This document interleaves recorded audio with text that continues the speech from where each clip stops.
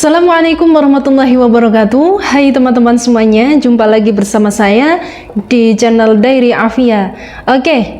Mungkin ada yang belum pernah menonton video-video saya sebelumnya. Saya di sini sebagai seorang odapus, orang dengan penderita sakit lupus ya teman-teman. Pada video kali ini saya akan sharing untuk teman-teman semuanya. Barangkali di luar sana ada yang membutuhkan pelajaran dari apa yang saya alami, khususnya untuk teman-teman seperjuangan sesama odapus. Alhamdulillah kita pada akhir-akhir ini mengalami musim yang sangat ekstrim, yaitu cuaca yang begitu panas. Nah, di sini tentunya menjadi tantangan bagi odapus, karena pada dasarnya pasien-pasien lupus atau penderita lupus itu kan tidak boleh terkena sinar matahari secara langsung. Kemudian juga tidak banyak yang tidak bisa berada di suhu yang panas meskipun tidak langsung berada di bawah terik matahari. Lalu bagaimana dengan teman-teman sesama odapus yang berkarir gitu ya? Karena tidak sedikit juga para odapus itu yang berkarir sehingga membutuhkan mau tidak mau harus terjun ke lapangan. Jadi pasti harus melewati teriknya sinar matahari gitu ya teman-teman. Ini sama seperti yang saya alami di bulan kemarin, tepatnya pada bulan September 2023 yang saya drop akibat dari cuaca ekstrim.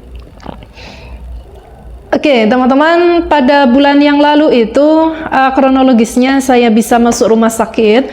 Jadi saya perjalanan di bawah terik matahari.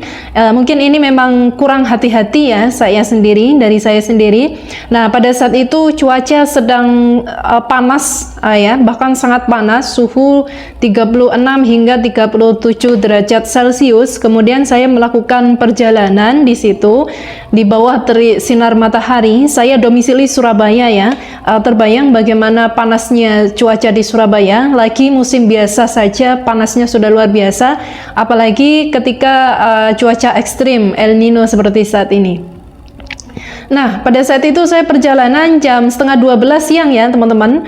Ketika di perjalanan ini saya sudah mulai merasakan pusing ya, kemudian badan saya sudah mulai nggak enak, kemudian tiba-tiba dingin ya, padahal tidak masuk akal nih, cuaca lagi panas, saya ada di bawah terik matahari, kok tiba-tiba saya dingin, kemudian tidak lama kemudian mengeluarkan keringat dingin gitu ya. Ketika sore hari ini saya sudah mulai pusing luar biasa, nafas tersengal-sengal, hingga pada malam itu panas atau demam tinggi. Demamnya ini selama 3 hari saya sudah minum berbagai macam obat-obatan yang disarankan oleh dokter dan teman-teman seperjuangan untuk meredakan demamnya, tapi ternyata tidak berhasil, hingga akhirnya saya tidak kuat dan harus dilarikan ke rumah sakit pada hari ketiga saya drop. Nah, ketika di rumah sakit dicek, memang suhu tubuh saya tinggi sekali ya, sekitar 40 derajat lebih ya suhu panasnya. Nah, di sini dokter yang merawat saya jadi mengatakan saya flare photosensity. Apa itu flare photosensity? Nah, jadi kondisi di mana pada odapus mengalami flare up ketika terkena sengatan matahari secara langsung, sinar matahari secara langsung. Karena memang odapus itu tidak boleh ya seperti ini. Nah, sebelum saya berangkat perjalanan itu, saya tidak minum ya teman-teman. Saya tidak minum yang cukup. Kemudian saya kurang istirahat ya pada saat itu, sehingga besoknya saya bekerja dan perjalanan hingga drop. Nah, jadi saya tidak ingin teman-teman mengalami seperti yang saya alami. Meskipun para odapus itu tidak boleh terkena sinar matahari secara langsung, tapi bagi teman-teman yang mungkin sedang berkarir sehingga terpaksa harus bekerja di luar untuk memenuhi kebutuhan hidupnya, maka di sini saya ada beberapa tips untuk teman-teman semuanya, khususnya juga untuk diri saya, supaya lebih hati-hati ke depannya ketika berpergian dalam cuaca ekstrim gitu ya. Yang pertama, teman-teman harus makan makanan yang sehat, mengonsumsi banyak vitamin, kemudian juga mengonsumsi nutrisi yang cukup. Nah, ini disesuaikan dengan apa yang cocok, yang bisa diterima oleh diri kita. Karena bisa jadi masing-masing kondisi Oedapus itu berbeda-beda ya, cocoknya seperti apa. Kalau saya sendiri memperbanyak mengonsumsi sayur-sayuran yang mengandung zat besi, yang mengandung kalsium, yang mengandung vitamin, kemudian juga buah-buahan yang mengandung vitamin dan lain sebagainya. Nah, di sini sangat membantu daya tahan kita, apalagi di cuaca yang sangat ekstrim ini ya teman-teman semuanya. Jadi jangan sampai kita makan makanannya ngawur, makanan-makanan kemanasan yang banyak bahan pengawetnya. Nah, itu jangan sampai ya teman-teman. Kita harus menjaga pola hidup sehat, apalagi kita sebagai seorang Oedapus. Nah, gitu. Kemudian yang kedua, cara yang kedua, teman-teman harus minum air putih yang cukup. Jangan sampai teman-teman terdehidrasi. Nah, kalau tubuh kita sudah dehidrasi, itu sangat rentan ya, lebih rentan daripada biasanya terkena virus, terkena bakteri, terinfeksi, atau juga lebih rentan terhadap flare up. Apalagi kalau teman-teman kerja di luar yang melewati teriknya sinar matahari. Saya sendiri ketika melewati teriknya sinar matahari itu di jam 8 pagi itu sudah tidak terlalu kuat ya teman-teman.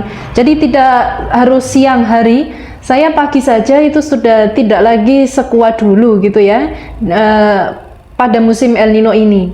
Nah, di sini makanya kita perlu minum air putih yang cukup, paling tidak kalau saya biasanya 2 liter per hari. Nah, ini disesuaikan dengan kondisi tubuh teman-teman ya, atau mungkin ada yang mengalami kebocoran ginjal, itu hanya boleh 1 liter per hari juga silahkan. Jadi selalu berkonsultasi kepada dokter yang merawat teman-teman. Pokoknya jangan sampai kita terdehidrasi. Oke, cara yang ketiga, istirahat yang cukup. Jadi teman-teman jangan sampai kurang istirahat. Nah, ini saya sendiri sering merasakan dampaknya. Jadi kalau kita kurang istirahat, kemudian besoknya kita bekerja, nah itu akan mudah drop. Jangankan di musim El Nino, tidak di musim El Nino saja, jika seperti ini juga bisa rentan drop ya teman-teman, apalagi di cuaca yang ekstrim seperti ini. Jadi usahakan istirahat tidak kurang, kalau saya sendiri minimal 6 jam sampai 7 jam ya, itu minimal. Jadi jangan sampai kita tidurnya hanya 1 jam. Nah, ini akan memicu flare up atau kekambuhan pada kondisi Oedapus. Kemudian yang keempat, teman-teman rutin berolahraga yang ringan-ringan disesuaikan dengan kondisi kita masing-masing. Kalau kita kuatnya olahraga 1 hari atau misalnya dua kali dalam 1 minggu, 3 kali dalam 1 minggu, itu nggak apa-apa. Yang penting disesuaikan dengan kondisi kita masing-masing. Nah, di sini olahraga yang ringan-ringan saja, jangan sampai olahraga yang berat yang justru memperburuk keadaan kita. Tapi kita bisa olahraga yang ringan-ringan saja gitu ya teman-teman di pagi hari. Kemudian yang berikutnya, yang kelima, teman-teman jaga kebersihan. Bagaimana caranya? Ketika teman-teman habis dari luar mau makan, jangan lupa kita mencuci tangan terlebih dahulu. Kemudian juga kita rajin membersihkan lingkungan kita, tempat tidur kita dan sejenisnya. Pokoknya di sini kita harus benar-benar menjaga kebersihan supaya debu-debu yang menempel itu tidak sampai menginfeksi kita. Karena kita memang sangat rentan terhadap infeksi ya teman-teman. Kemudian yang berikutnya atau yang keenam, teman-teman ketika berpergian jangan sampai tidak menggunakan pelindung apapun. Misalnya menggunakan sunscreen, sunblock ataupun sejenisnya. Pokoknya yang bisa melindungi kulit kita dari paparan sinar matahari secara langsung. Ini wajib banget ya. Biasanya kalau saya memakai sunscreen kalau hanya keluar-keluar yang tidak sampai ke pantai. Nah, saya semenjak sakit memang belum pernah ke pantai lagi ya. Nah, jadi di sini teman-teman jangan lupa menggunakan sarung tangan juga. Jadi tangan ini jangan sampai tidak ada pelindungnya. Walaupun misalnya sudah memakai sunscreen, akan lebih baik jika ditambahi dengan sarung tangan, kemudian memakai baju-baju yang panjang.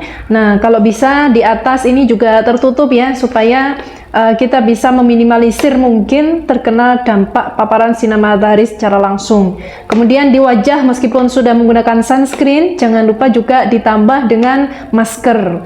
Masker penutup wajah. Jadi saya selalu menggunakan masker kemana-mana ya. Jadi ini memang sangat membantu sekali.